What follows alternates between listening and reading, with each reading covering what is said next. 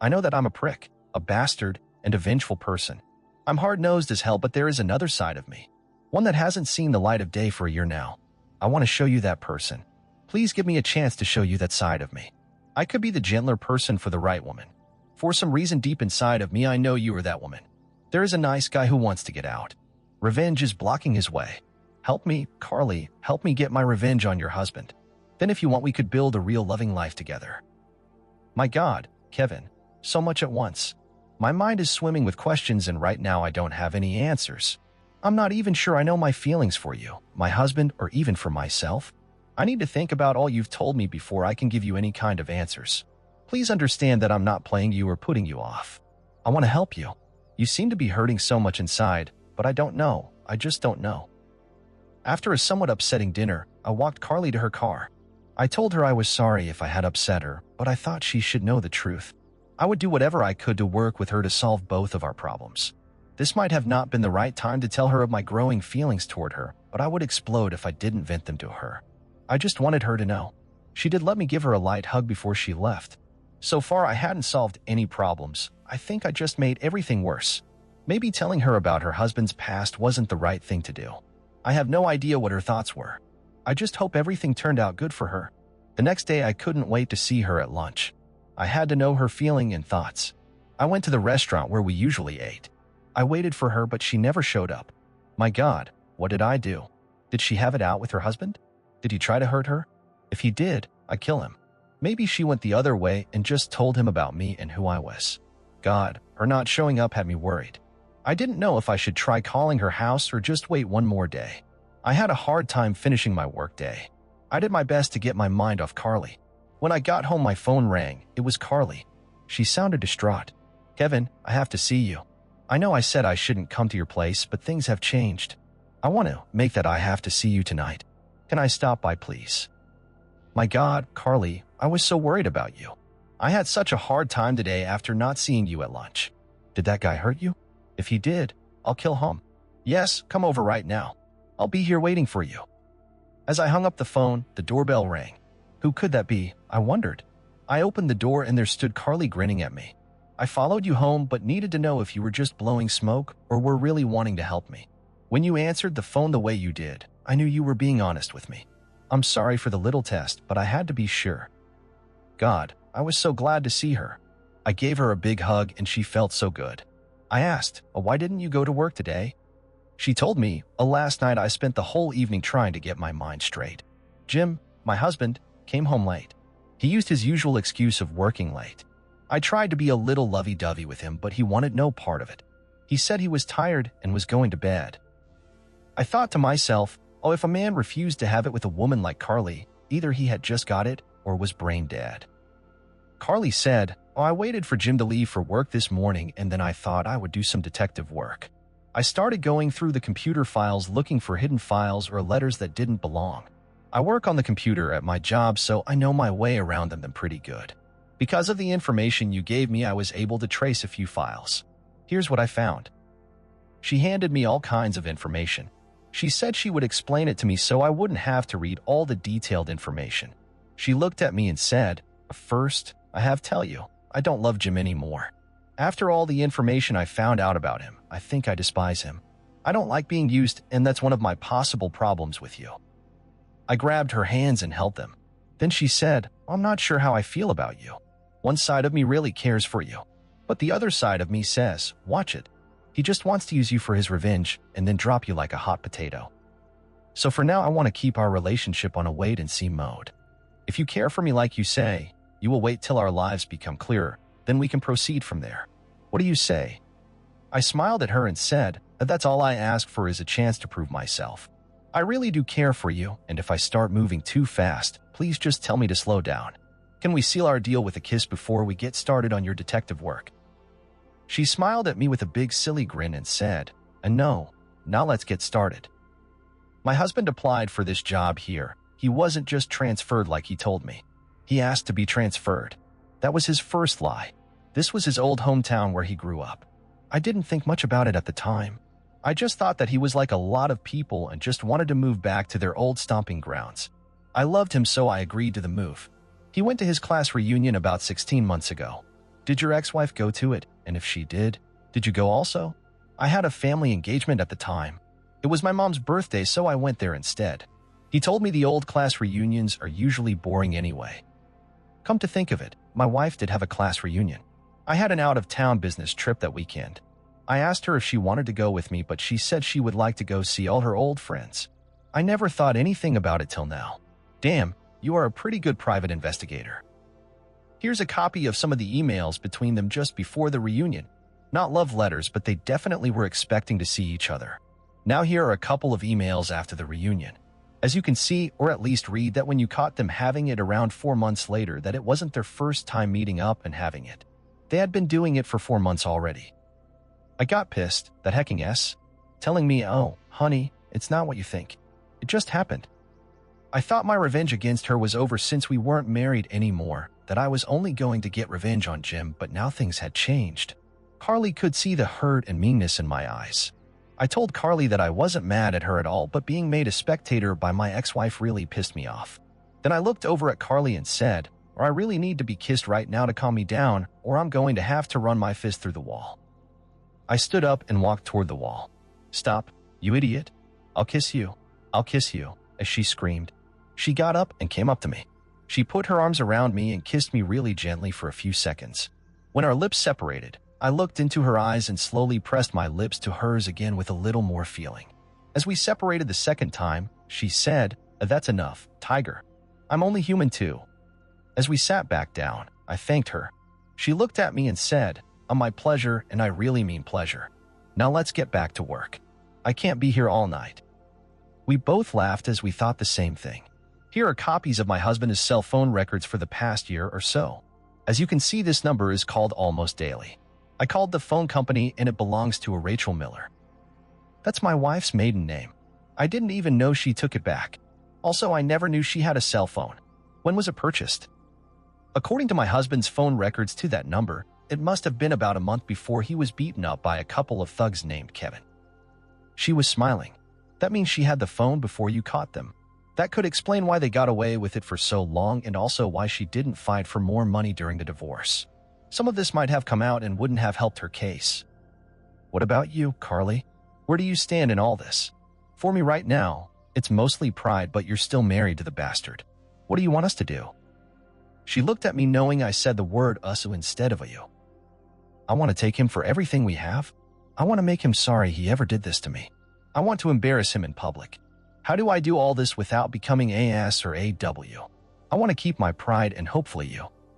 Carly, do you think you can live in the same house for a couple of weeks without giving anything away?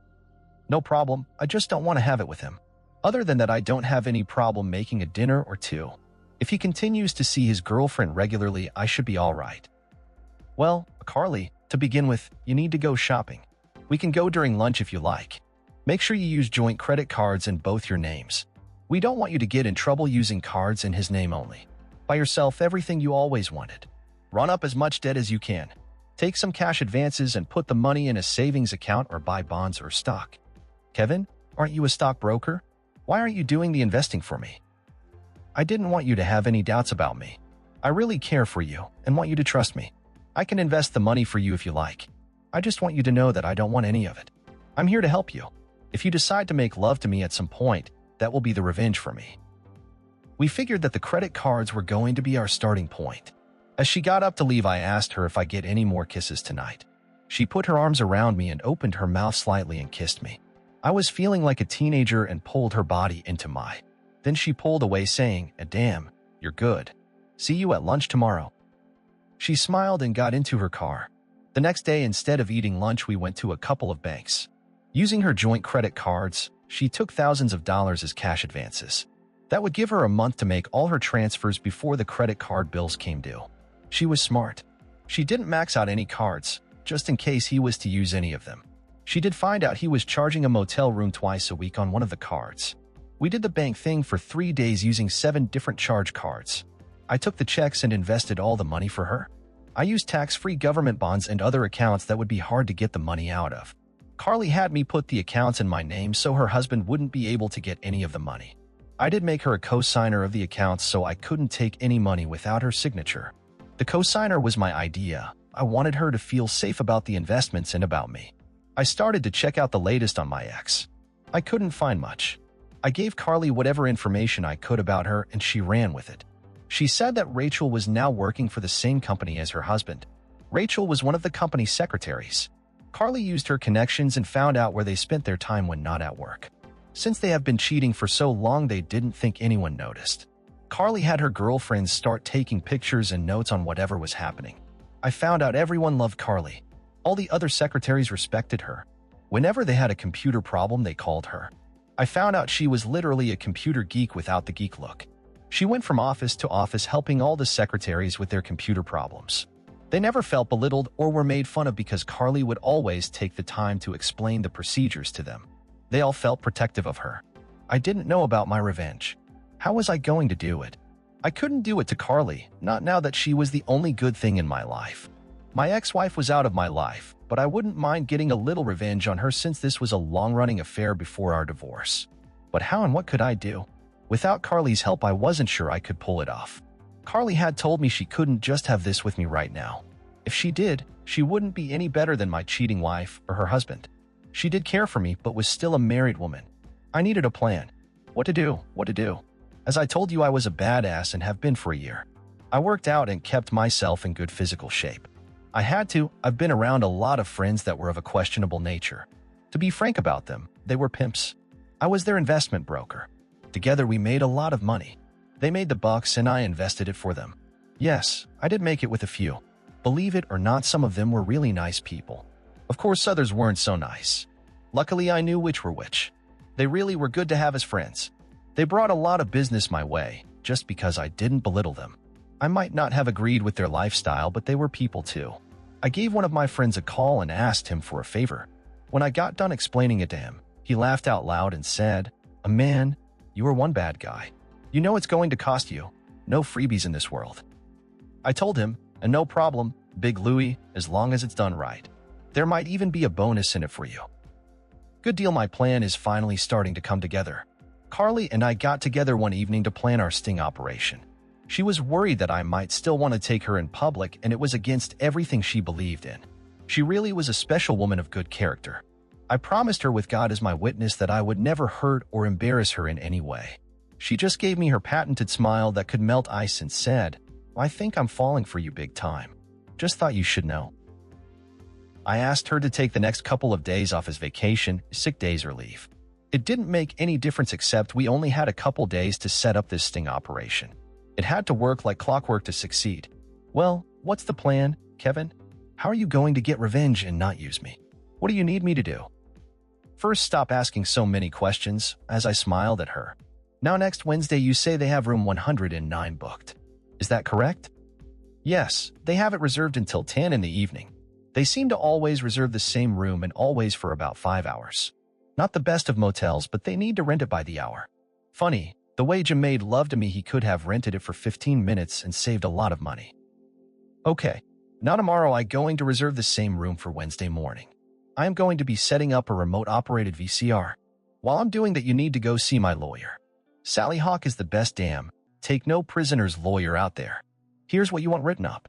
It's going to be your divorce decree, stating that you want a divorce under these circumstances. Then Wednesday night you will have to get Jim's signature on it. How do you know he'll sign it, Kevin? What if he says no? What will I do? Don't worry, Carly, I'm almost positive he'll sign it. The consequences are too great. Do you want me to tell you the whole plan, or do you want to wait and be surprised? My God, Kevin, you're making me a nervous wreck. I don't think I could wait to find out anything. You seem so excited, and it's rubbing off on me. The only thing I want rubbing on you is me. You're so very special to me that I want you as much as this revenge. We will get the revenge. It's for both of us. Then I just hope you feel the same about me as I do about you. Then my revenge will be complete. Are we going to completely ruin their lives, Kevin? I don't feel real good about that. I just kind of want to get even. We are going to put their lives in turmoil, but their lives will go on, unless they are foolish enough not to sign your divorce papers.